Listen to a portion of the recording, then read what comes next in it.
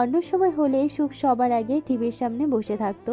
কখন বর্ণের চেহারা ভাসবে, কবে পুরুষটির কণ্ঠে সুর তুলবে, তার পাশে কোন মেয়ে গান গাইছে, মেয়েরা কয়বার বর্ণের দিকে তাকিয়েছে, হেসেছে, মেতেছে, সব নোট করে রাখতো। আজ সেসব কিছুই করলো না সুখ। টিভির সামনেও গেল না একবারের জন্য। এতে অবশ্য হানিফা বেগম নারাজ। খাতা কলম হাতে টিভি দেখতে বসা মেয়েটার আজ কমতি অনুভব হচ্ছে। নোরা ডেকেছিল দু একবার, সুখ যায়নি। এতদিনে নোট করে রাখা মোটা ডায়েরিটায় তাচ্ছিল্য হেসে হাত বুলিয়ে দিল সুখ। অতঃপর জায়গায় রেখে দিয়ে বিছানায় এসে বসলো।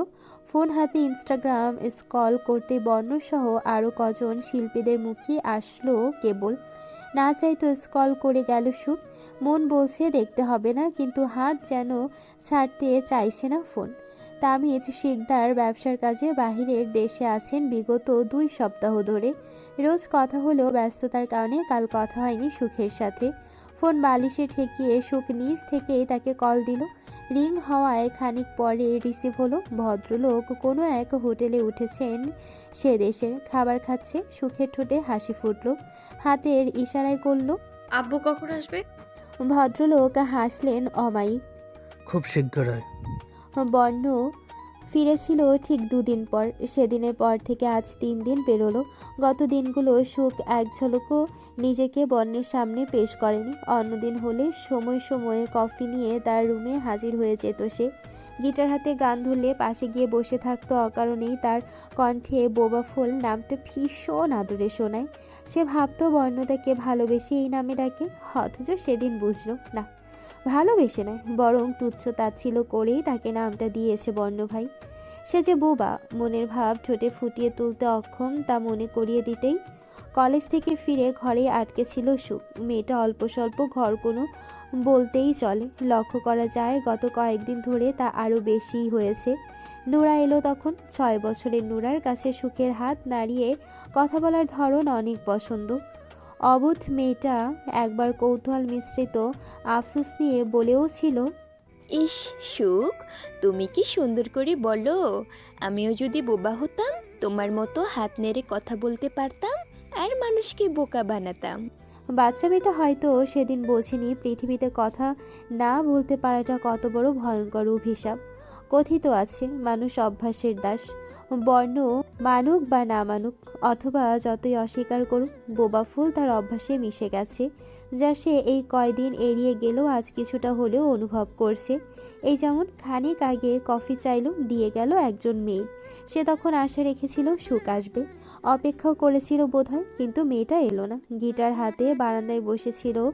কাল কেন যেন দৌড় মেলে রেখেছিল। তখনও ভেবেছে বোবা ফুল আসবে নিশ্চুপ হেঁটে, গুটিসুটি পায়ে, কিছুটা সংকোচ কিছুটা ভীতি নিয়ে বারান্দায় গিয়ে তার পাশে বসবে। অথচ বরাবরের মতো এমনটা হয়নি। বারান্দায় বিন ব্যাগে পা ছড়িয়ে বসে চোখ মুখ কুঁচকে নিল বর্ণ। বিড়বিড় করল, ইগনোর করে আমার এই ঘট করেছিস তুই বহুফুল। অযথাই সুখের উপর বিরক্তি উঠল বর্ণর।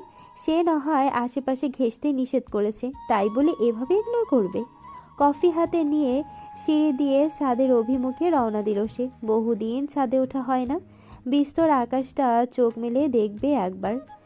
সুখ, তুমি একা খেলতে পারো? সুখ প্রশ্নতীর চোখে নোরার দিকে চাইল। চোখ জল জল করছে তার। মেয়েটা ফের বুঝিয়ে বলল, ওই যে 5টা গুটি উপরে ছুঁড়ে ছুঁড়ে খেলে না। ঘন ঘন উপর নিচ মাথা জাকিয়ে সায় দেয় সুখ। নোরা যেন এবার পেয়ে বসলো, আবদার করলো তারা দুজন খেলুক। সুখ বহুবার নিষেধ করেও লাভ হলো না। যেতে যেতে বলল, আমার কাছে আছে গুটি, ফ্রেন্ডস দিয়েছে। তুমি এখানে থাকো, আমি নিয়ে আসছি, কেমন? নোরা ছুটে নিচে নেমে আসে। মা সিঁড়িতে থেমে গেল একজনকে দেখে। বর্ণ, তুমিও ছাদে যাচ্ছ? আরে পাকনি, তুই ছাদে একা? নিষেধ। একা না তো, সুখ আছে। মিনমিনে জবাব দিল নোরা। বর্ণের মুখ বেঁকে আসে, কপাল সূক্ষ্ম ভাস পড়ে। নোরা তারা দেখিয়ে চলে গেল। যাওয়ার আগে বলে গেল বর্ণ যেন তাদের সাথে একা খেলে। রেলিংয়ে বসে পা দুটো শূন্যে ভাসিয়ে বাচ্চাদের মতো নাচাতে নাচাতে ঠোঁটে হাসি ফুটালো সুখ। দৃষ্টি দূরের ওই কড়াই গাছে দুটো বক বসেছে সেথায়। পায়ের নুপুর থেকে ঝুনঝুন শব্দ ভেসে বেড়াচ্ছে চারিধারে। গোধূলির স্নিগ্ধ পরিবেশে শব্দগুলো সুর তালকেও যেন হার মানাবে। সে থেমে গেল একসময় বর্ণকে ছাদে প্রবেশ করতে দেখে। এক ঝলক চেয়ে নজর নামিয়ে রেলিং হতে নেমে গেল তৎক্ষণাৎ। পুরুষটি তার দিকে এগিয়ে আসছে। এখানে তার এক মুহূর্ত নয়। সুখ নত মস্তকে সামনে পা ফেলল। বর্ণকে পাশ কাটিয়ে দুধাপ এগোতেই হঠাৎ নিস্তেজ পরিবেশে হঠাৎ বর্ণের আদেশ সূচক কণ্ঠ। সেকেন্ড কয়েক সুখের পা থেমেছিল একক্ষণের জন্য, পরপরই আবার পা চালায় অগ্রে, যেন আদেশটুকু তার উদ্দেশ্যেই ছিল না। বর্ণর কপালে ভাঁজ পড়ে। অবাক সে তেমন একটা হলো না বোধহয়। বুক টান টান করে দাঁড়িয়ে ফের বলল গম্ভীর গলায়, দাঁড়া বলছে। সুখ এবারও থামে, তবে পিছু ফেরে না। ঢোক গিলে তপ্ত শ্বাস ছেড়ে। যেই পুরুষটির আশেপাশে থাকার লোভে একটু ছুতো খুঁজে ফিরত, পোষা বিড়ালের মতো খুরখুর করতো আগে পিছে, আজ অনুমতি বলো বা সম্মতি দুটো পেয়েও সম্পূর্ণ অগ্রাহ্য করে সুখ পুনরায় সামনে এগিয়ে চলে। আর সাড়া দেবে না ওই নিষ্ঠুর পুরুষের আদেশে। সে বাধ্য নয়, নিজেকে তো দূরে সরে যেতে বাধ্য করেছিল। সুখের কানে আরও একবার বাজল বর্ণের কঠোর স্বর, শেষবার মতো বলছে, দাঁড়া, না তো ভালো কিছু হবে না তোর সাথে। খারাপ হওয়ার কি বাকি রেখেছে? সুখ স্থির হলো এবারে, কিন্তু পিছু ঘুরে তাকালো না বর্ণের দিকে। কাছে ডাকতে গিয়েও থেমে গেল বর্ণ। অবাধ্য মেয়েটা এমনিতেই দুবার পিছু ডাক অগ্রাহ্য করে তার প্রেস্টিজে আঘাত করেছে। কাছে আসতে বললে যে সুখ সুরসুর করে আগের মতো চলে আসবে না, তা বেশ ভালো করে বুঝে নিল সে। বর্ণ গলা খাকারি দিয়ে নিজেই এগিয়ে এলো। যেখানে হাজারো মেয়েরা বিনা শর্তে তার কাছে ছুটে আসে, সেখানে গো ধরে পাথরে ন্যায় দাঁড়িয়ে থাকা বোবা ফুলের দিকে নিচ থেকেই যাচ্ছে দেখে প্রতিটা ধাপ বাড়াতেই যেন এগোতে লাগছিল খুব। সেদিন এই কালে জন্মেছিলে, মনে আছে? সুখের নজর মেঝেতে পিট পিট করে সেদিকে দৃষ্টি নিবদ্ধ রেখেছে।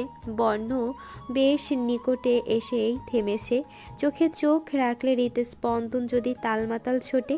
পুরুষটির হৃদয়ের শব্দহীন সেই শব্দে বুঝে যাবে সে এখনও দুর্বল, তারপর হয়তো আবার অপমান করবে, কিন্তু তেমন সুযোগ আর দেবে না সে। নিজেকে সামলাতে বর্ণর কষ্টই হচ্ছে এবার। মস্তিষ্ক টকবগিয়ে রাগ করছে, তবে তা নিজের প্রতি নাকি সুখের প্রতি বুঝে ওঠা দায়।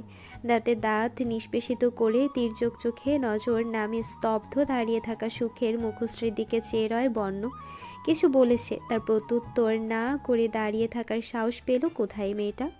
সুখ এক ঝলক চোখ তুলল। বর্ণ তখনও তাকিয়ে আছে নিষ্পলক।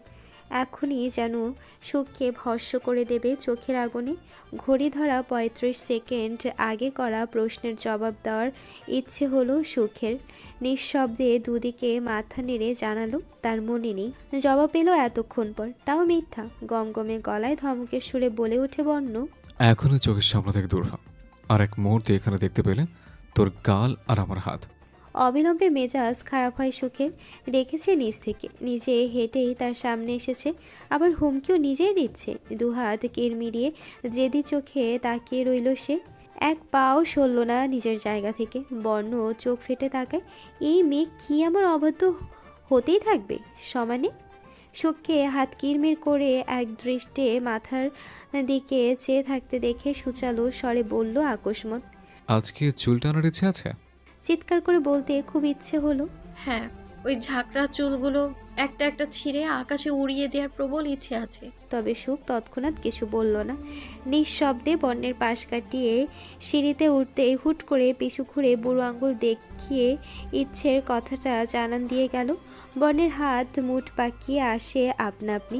চোখের কোটরে বিস্ময় সমেত একরাশ রাগ ধরা দিল।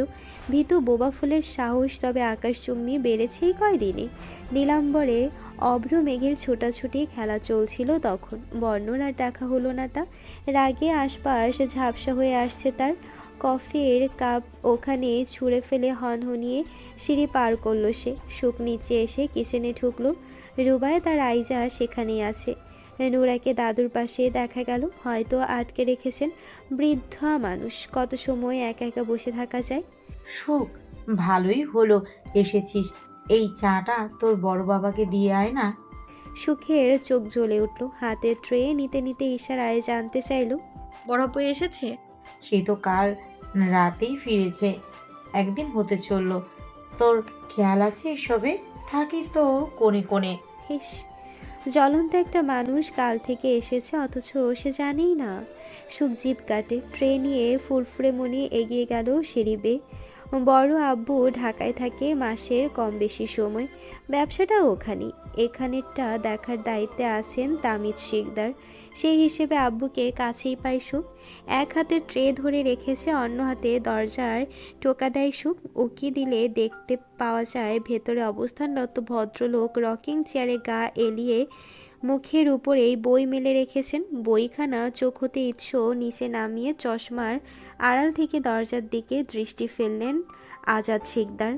সুখকে দেখে হাসি চওড়া হলো।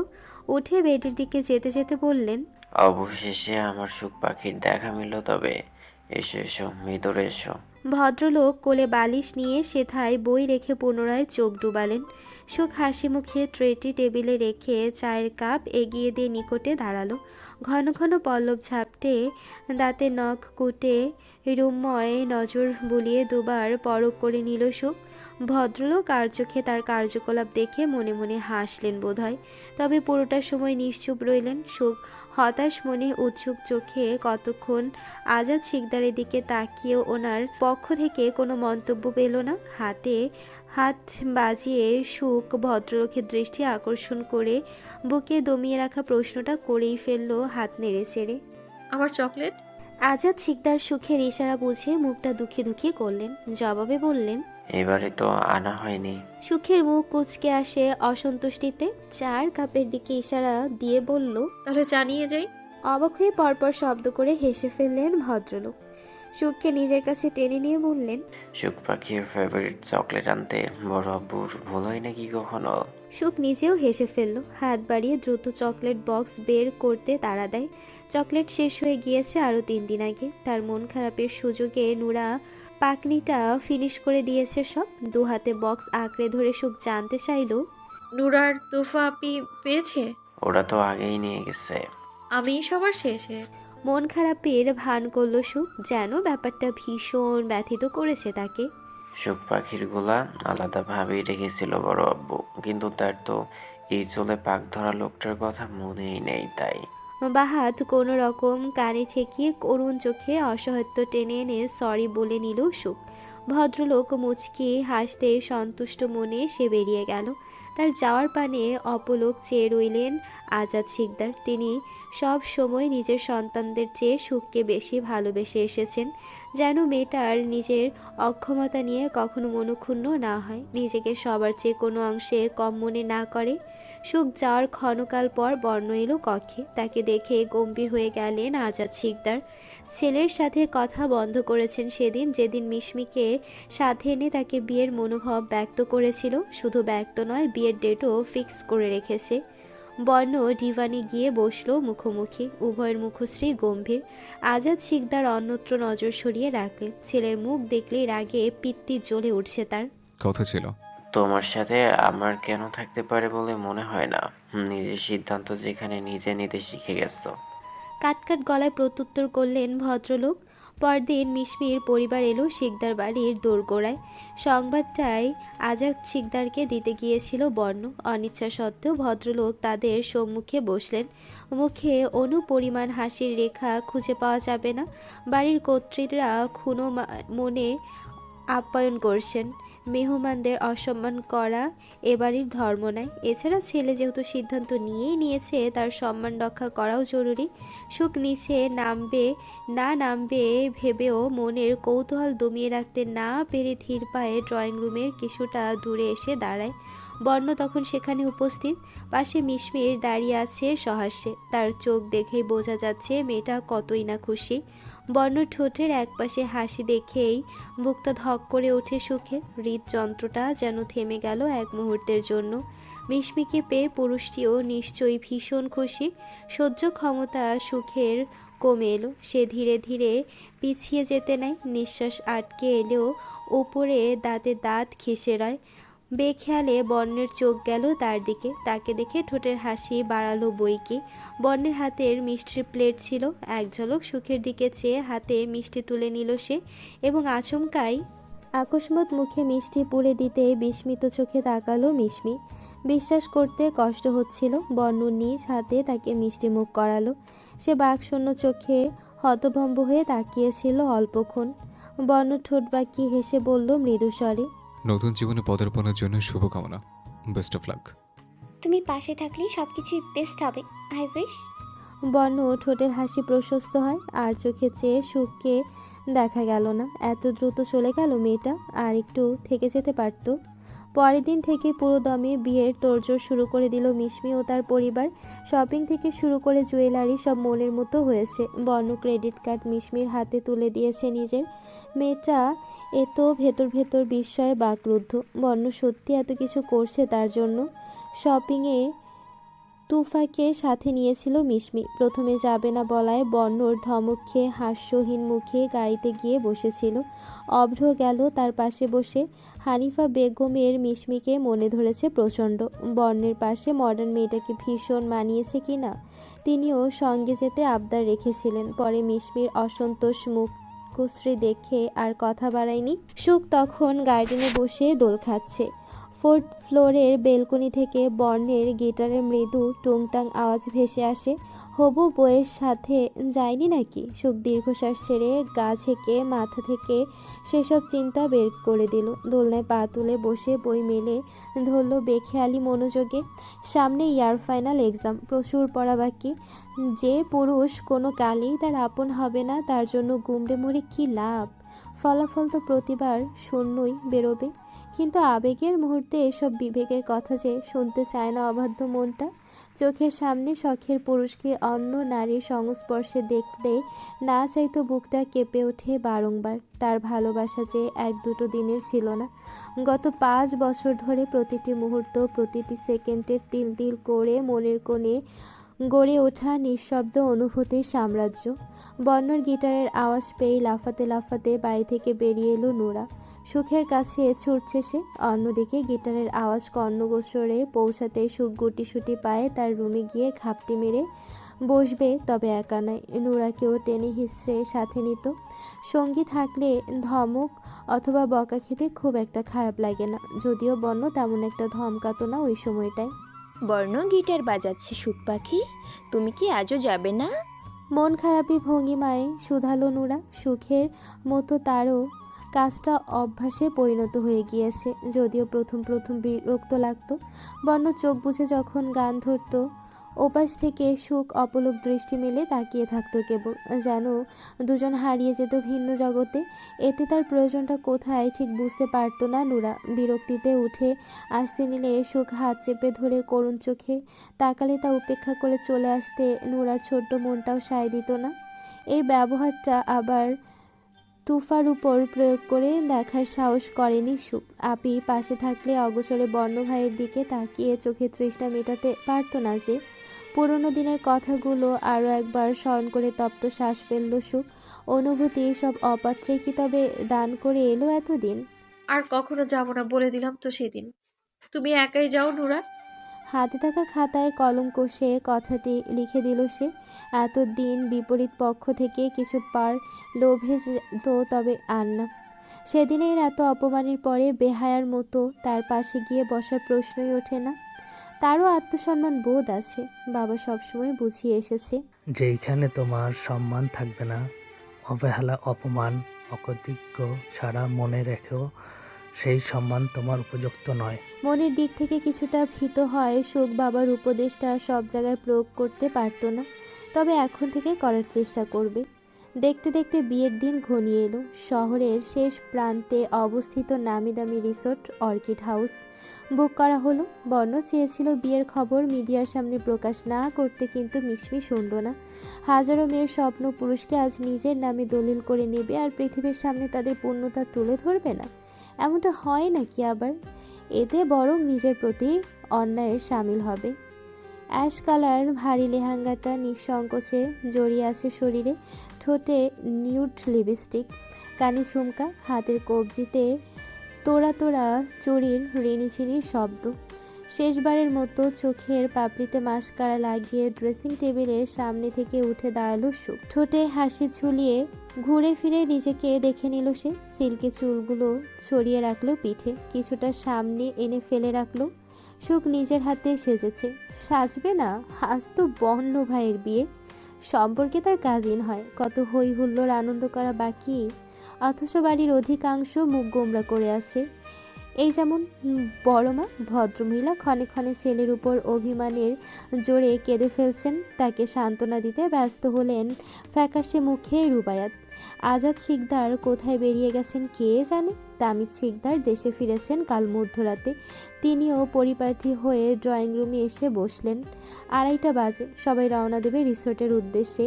এখন বাজে দুপুর 2টো। বাড়ির কর্তা কর্ত্রীদের পক্ষ থেকে কোনো গেস্টকে ইনভাইট করা হয়নি। দুহাতে লেহেঙ্গা ঈর্ষ উঁচিয়ে চঞ্চল পায়ে একের পর এক সিঁড়ি পার করে নিচে নেমে এলো সুখ। অভ্র হাতের সাহায্যে চুলে ব্যাক ব্রাশ করতে করতে আচমকা থেমে গেল। পরপর চোখ পাকিয়ে তার চতুর্দিকে ঘুরঘুর করতে করতে বুকে হাত চেপে বলল, are you looking like a prince সুকাপি। যদি আমার 1 বছর তোমার চেয়ে বড় হতাম, ট্রাস্ট মি, তুলে নিয়ে গিয়ে বিয়ে করে নিতাম। মুখে কোনো কিছু বলার তা করে দেখানো কিন্তু এক নয় মিস্টার জুনিয়র। ফোনের লেখাগুলো সরু চোখে চেয়ে পুনরায় সুখের হাতে দিয়ে দিল সেটা। বলল ক্ষুণ্ণ মনে, সিরিয়াস হয়ে যাচ্ছ কেন? আমাকে পাত্র হিসাবে কোনো অংশে কম মনে হয়? লিলিপুট, এখনো দুধে দাঁত পড়েনি অথচ সিনিয়র অপুকে প্রপোজ করা শুরু করেছিস? তুফা এগিয়ে আসে, তার গায়েও পেঁয়াজি রঙের লেহেঙ্গা। অভ্র ক্ষিপ্র চোখে তাকায়। লিলিপুট কথাটা গায়ে লেগেছে খুব। আপনি কি জানি এই লিলিপুট আজ অবধি কতবার প্রপোজাল পেয়েছে? সুখ ছুটে এসে তামিদ শিকদারের পাশে বসে পড়ল। ভদ্রলোক হাসলেন, মেয়েকে উপর নিচ পরখ করতে করতে বললেন, মাশাল্লাহ, আমাকে তো পুতুল বউ লাগছে একদম। মেয়েটা লজ্জা পেল বোধহয়, চোখ বুজে বাবার বাহুতে মুখ লুকালো। হানিফা বেগম নাক কুচকে অন্যদিকে ফিরেও আর চোখে সুখকে দেখতে ভুললেন না। সুন্দরী লাগছে তাকে, মনে মনে মাশাল্লাহ বলে নিলেন একবার। তবে উপরে কঠোর রইলেন। বোবা মেয়েটা আসার পর ছোট ছেলেটা তার চেয়ে বেশি ওকেই ভালোবাসে। আম্মা আম্মা করে মুখে ফেনা তোলে তারই চোখের সামনে। তার কি এই নিয়ে এই মেয়ের উপর খুব থাকবে না? বর্ণকে দেখা গেল না আশেপাশে, এমনকি রিসোর্টেও না। লাইট কেবল ক্যামেরা হাতে ক্যামেরাম্যান ছুটছেন এদিক ওদিক। রকস্টারের বিয়ে বলে কথা, আকর্ষণীয় শিরোনাম তৈরি করতে হবে তো। আর্টিফিশিয়াল ফুলে কাপড়ে ম্যাজিক লাইটে পুরো রিসর্ট ডেকোরেট করা। ঝিকিমিকি করছে চারিধার। খানিক দূরত্বে মুখোমুখি দুটো স্টেজ। দেশের নাম কামানো আরও অনেক সঙ্গীত শিল্পের পদার্পণ হয়েছে আজ। সকলে বউ সাজে স্টেজে বসে থাকা মিশমিকে ফুলের তোড়া দিয়ে শুভেচ্ছা জানিয়ে কেউ তার পাশে বসছে, বাকিরা নিজেদের বরাদ্দকৃত জায়গায়। শিকদার বাড়ির সদস্যরা যেন নীরব দর্শকের ভূমিকা পালন করছেন। এক স্থানে নিশ্চুপ বসে আছে রুবায়াত আর আইজা। তুফা তার সমবয়সী মেয়েদের সাথে কথা বলছে মৃদু হেসে হেসে। তারা হয়তো মিশমির পক্ষের গেস্ট। অভ্র কোথায় কে জানে। সুখ মায়ের পাশে বসে রয় চুপটি করে। উপরে ঠিকঠাক অথচ ভেতরটা টিপটিপ করছে সমান তালে।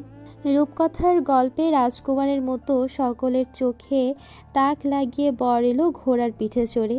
উপর হতে গোলাপের পাপড়ি ছোড়া হলো, আতশবাজির আওয়াজে দূষিত হলো আশপাশ। তবে আশ্চর্যের বিষয় হলো বর বেশে আসা বর্ণের মুখে পুরো ঢেকে গেছে টুপুরের পর্দার আড়ালে। মুখের উপর পাপড়ির সাথে সংযুক্ত ফুলের পর্দাতে থুতনি নিচ পর্যন্ত ঠেকে আছে। চেহারা দেখার উপায় নেই, গায়ে শেরওয়ানি। কৌতূহলে পরিবেশ হই হুল্লোড় বাড়ল যেমন। মাহির সামলে নিল কিছুটা, জানালো, এটা বসের স্বপ্ন। তার রাজ্যের রানীকে নিয়ে যাবে পঙ্খিরাজ ঘোড়ায় চড়ে, এবং বিয়ের পর রানী প্রথমে রাজার মুখ দর্শন করবেন। তাই মুখ আড়াল করার এই পন্থা। নেট জগতে মুহূর্তে ছড়িয়ে গেল সংবাদ। শিরোনাম যেন কিছু মুহূর্তের জন্য রকস্টার আফসিয়ান বর্ণর দখলে। সুখ তাচ্ছিল্য হেসে না পাওয়া আফসোসগুলো উড়িয়ে দেয়। একটু দূরে সরে আসে। কাজী সাহেব বিয়ে পড়ানো শুরু করেন। বর্ণের মুখে কবুল শুনে মিশমির কাছে গেলেন কাজী। কাগজে কলমে এবং শরিয়া বিধান অনুযায়ী বিয়ে সম্পন্ন হতেই মিশমির ঠোঁটে বিশ্বজয়ী হাসি ফুটে ওঠে। অবশেষে সে জিতে নিয়েছে রকস্টার আফসিয়ান বর্ণকে। মিশমিকে বর্ণর পাশে এনে বসানো হলো। বরের মুখের পর্দা সরাবে মিশমি নিজ হাতে। একাধিক ক্যামেরা তখন তাদের ঘিরে আসে। ফটোশ্যুট হবে এখন। কৌতূহল অস্থিরতায় মিশমির শরীর কম্পিত হচ্ছে। বর্ণকে স্বামী রূপে এই প্রথম দেখবে। কিছুটা লজ্জা মিশ্রিত হেসে দুহাতে মুখের পর্দা সরিয়ে অভ্যন্তরে লুকায়িত পুরুষটির মুখশ্রীতে নজর স্থাপিত করতেই তড়িৎ আদলের রং বদলে গেল মিশমির। এক ঝাঁক হতভম্ব আতঙ্কে তৎক্ষণাৎ আহ শব্দ উচ্চারণে চেঁচিয়ে উঠে পিছু ছিটকে পড়ে মেয়েটা। উপস্থিত সকলের চোখে বিস্ময় হানা দিল অবিলম্বে। এভাবে আটকে উঠল কেন মিশমি? পর্দার আড়ালে বর্ণ আছে তো? পৃথিবী যেন এক মুহূর্তের জন্য থমকে গেল মিশমির। মস্তিষ্ক নিষ্ক্রিয় হয়ে পড়ে কিছু সেকেন্ডের জন্য। পরপরই বাকরুদ্ধ চিত্তে থমকে আশা গলায় প্রশ্ন করল অস্ফুট স্বরে, কি আপনি? বর্ণ কোথায়? আশেপাশে সকলের নজর পড়ল বরের উপর। তখনও অজ্ঞাত ব্যক্তির মুখ আড়ালে। চারপাশের কৌতূহল উৎসুক দৃষ্টি শান্ত করতে বরবেশে নিষ্প্রভ বসে থাকা লোকটি নিজের হাতে পাগড়ি খুলে নিল। পরপরই দাঁত বের করে হেসে মুগ্ধ চোখে চাইল মিশমির দিকে। রমণী হতবাক, গায়ে কাঁপুনি অনুভব হয়। এলোমেলো মাথার চুল, দৃঢ় মনোবল থাকলে চুলের সংখ্যা গণনা করা যাবে এতটাই পাতলা। কপালটা 5 আঙ্গুলের চেয়ে বেশি দীর্ঘ হবে, এতে কোনো সন্দেহ নেই। শ্যামলা মুখের রং আরও গাঢ় দেখাচ্ছে। দাঁতের কথা কি বলবে? হাসি দিলে দেখা যায় উপরের পাটির একটা দাঁতের স্থান ফাঁকা। ঘৃণায় গা গুলিয়ে এলো মিশমির। ছুটে গিয়ে শেরওয়ানি পরিহিত লোকটির কলার চেপে ধরতে গিয়েও নিজের মাথায় হাত বোলালো। নিজেকে সংযত করে ক্ষিপ্র মেজাজে হিসিয়ে বলল, বর্ণর জায়গায় আপনি কেন? কোথায় ও? স্টেজের নিচে হইচই পরে নিমেষেই। বর বদলে গেল নাকি দর্শকের জন্য এটা সারপ্রাইজ ছিল। ভিড় ঠেলে একজন এগিয়ে এলো, হাতের তালুতে হাত তালি দিয়ে।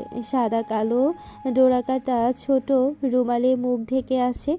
ধূসর কালো মণিদ্বয় কেবল দৃশ্যমান। সকলের নজর এবার আগন্তুকের উপর গিয়ে বর্তালো। বর্ণ হাত উঠিয়ে মাথার পেছনের গিট খুলে রুমাল টেনে নেয়। আরও এক দফা থমকে ওঠে পরিবেশ। বর্ণ কিছুটা মানবশূন্য স্থানে গিয়ে দাঁড়ায়। আশেপাশের প্রশ্নবিদ্ধ উৎসুক চাহনি। অনেক রমণীর ঠোঁটের কোণে হাসিও দেখা মেলে। মিশমি ছুটে এলো। বর্ণ কাছাকাছি আসতেই হাত উঁচিয়ে তাকে থেমে যেতে বাধ্য করলো। এখানে স্টপ। বর্ণ, হোয়াট ইজ দিস? কি করলে তুমি এটা? ঠোঁট এলিয়ে অমায়িক হাসে বর্ণ। কি নজর কাড়া সেই হাসিটুকু।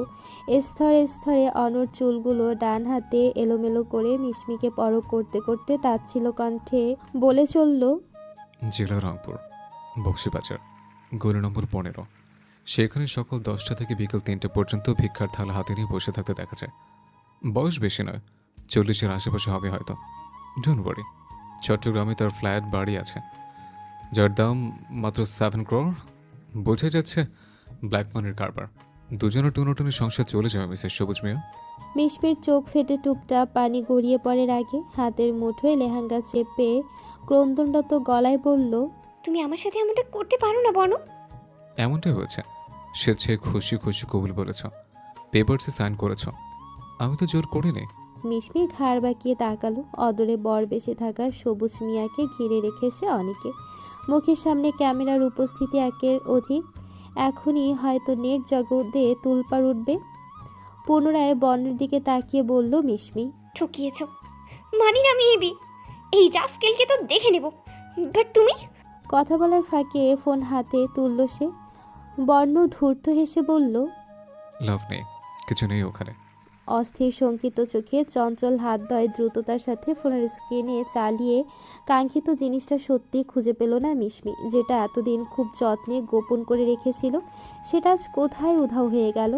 আতকে উঠে হতবুদ্ধি হয়ে সে বর্ণের দিকে চাইল। পুরুষটি তখনও বাঁকা হেসে যাচ্ছে। মিশমি এবার লেহেঙ্গার ওড়নার কোণা টেনে এনে কিছু খুঁজতে গেলে বর্ণ পুনরায় বলল, পেনড্রাইভ খুঁজছ? সেটা তো আমার হাতে। পকেট হতে বর্ণ পেন ড্রাইভটা বের করে মিশমির চোখের সামনে তুলে ধরল। অপরাধী সুরে বলল, সরি, অনুমতি ছাড়া নিয়েছিলাম। এখন এটার কাজ নেই আমার। নাও প্লিজ, নিজের জিনিস ফিরিয়ে নাও। মিশমি বুঝে গেল তার কিছুই অবশিষ্ট নই ওই পেন ড্রাইভে। সে আক্রোশ নিয়ে এগিয়ে এলো, বর্ণের কলার টেনে ধরে বলে, ডোন্ট মুভ, থেমে যা নিজের স্থানে। আর মিনের সামনে এখনই যা যা বলবো তা চুপচাপ মেনে নেবে। বলবে যে তুমি বিশিষ্ট ভিক্ষুক সবুজ মেয়াকে হৃদয় উজাড় করে ভালোবাসা। অসম্ভব। তোমার বর্ণের হাতের মুঠোয় থাকা ফোনে চলাকালীন ভিডিওতে নজর যেতেই মিশমি থমকে গিয়েছিল পরপর। স্তব্ধ হয়ে গেছে তার আখি যুগল। 2 সেকেন্ড দেখার সাহস হয়নি। ঘৃণা ভরা চোখে তাকিয়ে বলল, ছি বর্ণ, তুমি এতটা নীচ। আশফিয়ান বর্ণের সামনে তুমি যা উপর লেভেলের খেল দেখিয়েছ তার সমানে সমান, এটা মেনে নাও। আমি তোমায় ছাড়বো না বর্ণ। অথচ আমি তোমায় ছেড়ে দিয়েছি। সবুজ শ্যামলের পৃথিবীতে বুক ভরে শ্বাস টানতে ছেড়ে দিয়েছে। সবুজ মেয়ের সাথে টুনোটুনি সংসার পাততে ছেড়ে দিয়েছে। রাতে যা গেম খেলেছ তার শাস্তি হিসেবে বর্ণ ডিকশনারিতে এই সস্তার শরীরে আগুন জ্বালিয়ে দেওয়া বরাদ্দ ছিল। মিশমি দাঁতে দাঁত নিষ্পেষিত করে রায়, চোখ উপচে কান্না ঢেউ ওঠে। সব শেষ হয়ে গেল।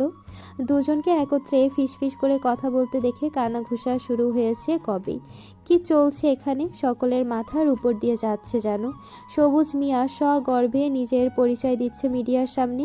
কিছু সময়ের ব্যবধানে হুড়মুড়িয়ে সাংবাদিক ঘিরে ধরল বর্ণকে। বর্ণ রুমালে পূর্বের মতো ঢেকে নাই মুখশ্রী, ঠোঁটে ধূর্ত হাসি। পরিবেশটা উপভোগ্য। অনেকে জানেন মিস মেশির সাথে আমার সম্পর্ক ভালো, ভাইয়ের নজরে দেখে সবসময়। সেই হিসেবে একদিন তার নিদারুণ ভালোবাসার গল্প শোনালো। তিনি এমন একজনকে ভালোবেসেছেন যার ব্যাংক ব্যালেন্স তো দূর, থাকার মতো ঘর বাড়িও নেই, ভিক্ষা করে জীবিকা নির্বাহ করে। এটা বিশ্বাসযোগ্য তথ্য? কেউ বিশ্বাস করবে একজন রুচিশীল সঙ্গীত শিল্পী একটা ভিক্ষুককে ভালোবেসেছে?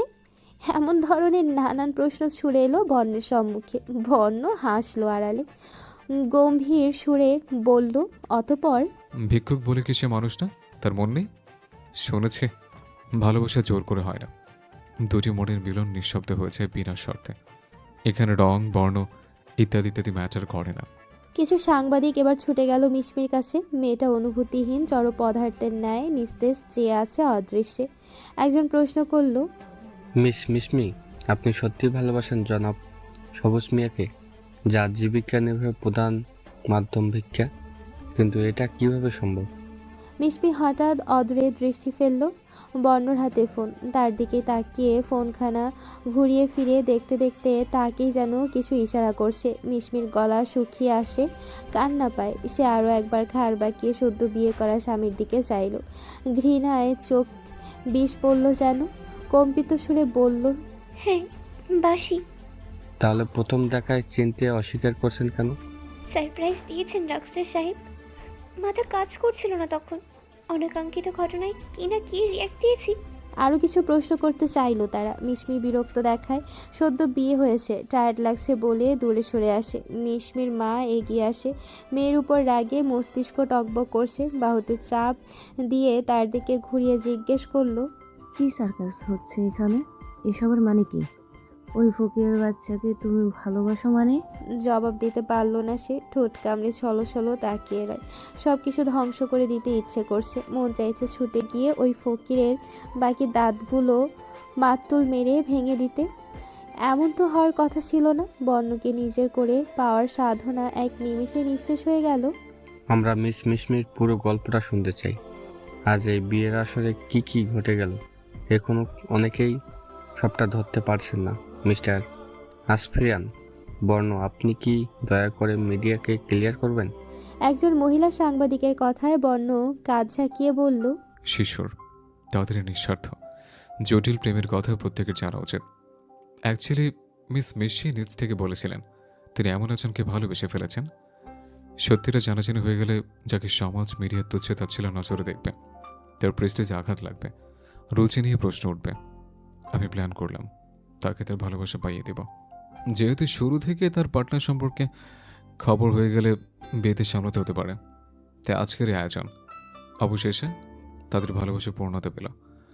আমি আমার জুড়িকে একত্র করে দিতে পেরে ধন্য। দেখুন না মিস মিশি কোথায় কাছে আমার জন্য। মিশমি দূর থেকে বাকরুদ্ধ নয়নে দেখে এবং শুনে গেল রকস্টার আফসিয়ান বর্ণর বানোয়াট মিথ্যা প্রেমের গল্পটা। সে চিৎকার করে কাউকে বলতেও পারছে না। এই সব মিথ্যে, বানোয়াট। আমি কোনো ফকির মিসকিনকে ভালোবাসাতে দূর, ঘৃণায় তাকাতেও পারি না। আমার রুচির সাথে তাদের যায় না। কিন্তু মিশমিয়ে নিরুপায়, নিজের জালে নিজেই ফেঁসে বর্ণের সব কথায় হ্যাঁতে হ্যাঁ মিলাতে হচ্ছে আজ।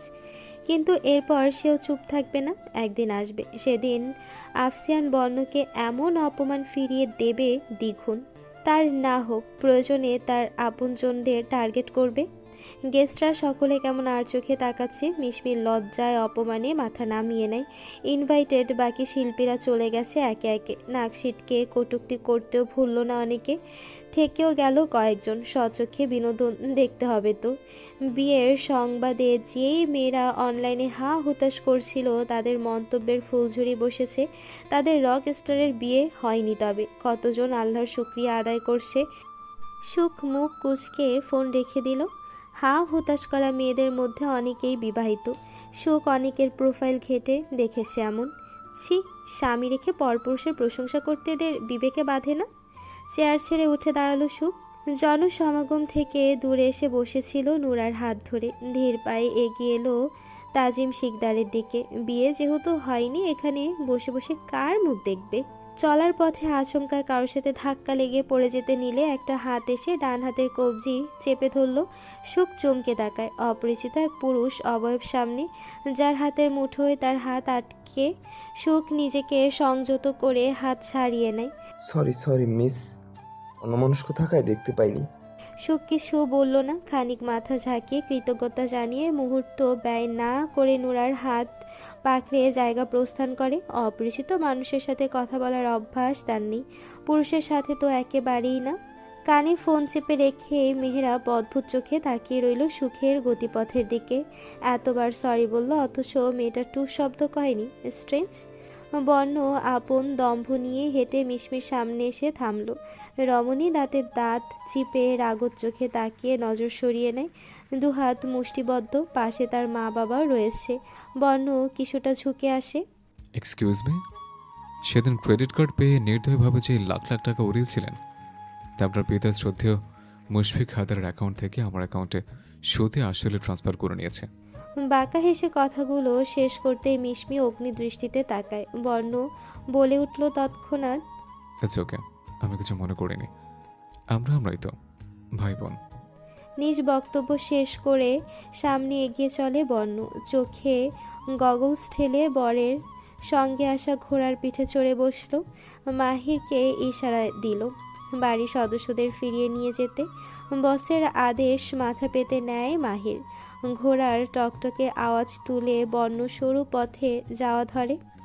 দুপাশ হতে ক্যামেরার আলো জ্বলছে মিটমিট। কেউ কেউ ক্যামেরা হাতে ঘোড়ার পাশাপাশি ছুটছে, কেউ বা সামনে থেকে ভিডিও করছে।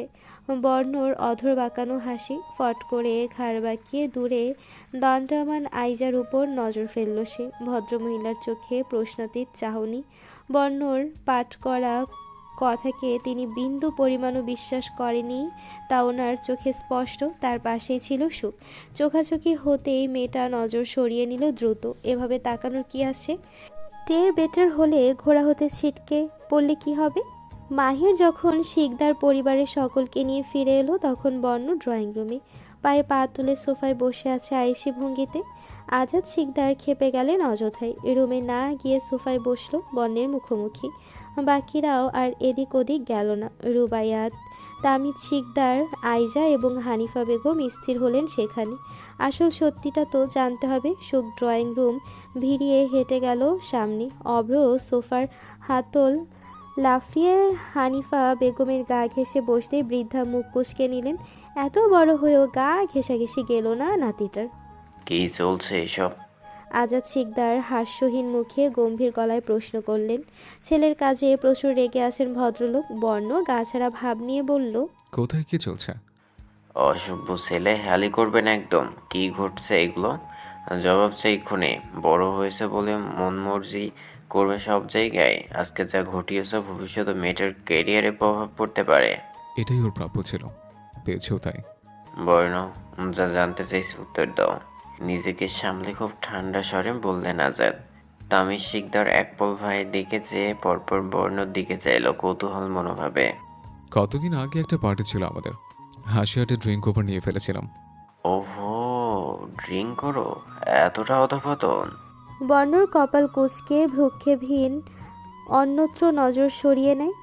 তামিদ শিকদার জানতে চাইলেন, তারপর সেই সুযোগে মিশিয়ে আমায় একটা রুমে নিয়ে গেল আর জোর জবরদস্তি নিজেকে বিলিয়ে দিতে চাইছিল আমার কাছে। সুখের পদজগল থেমে যায় সিঁড়ির কাছাকাছি গিয়ে। তড়িৎ পিছু ঘুরল সে। আইজা চেঁচিয়ে উঠলেন, আর তুমিও। উফ আম্মু, তোমার ছেলে এতটা নিকৃষ্ট মানসিকতা নিয়ে চলে না। সেন্স পুরোপুরি ছিল না মাঝে, কিন্তু একটু আধটু ছিল। ওকে ছুঁড়ে ফেলে তো আমি রুম ছেড়ে বেরিয়ে এসেছিলাম ঠিকই, কিন্তু এই কিট কি করেছে জানো? সকলের উৎসুক দৃষ্টি দেখে বর্ণ দাঁতে দাঁত নিষ্পেষিত করে বলল,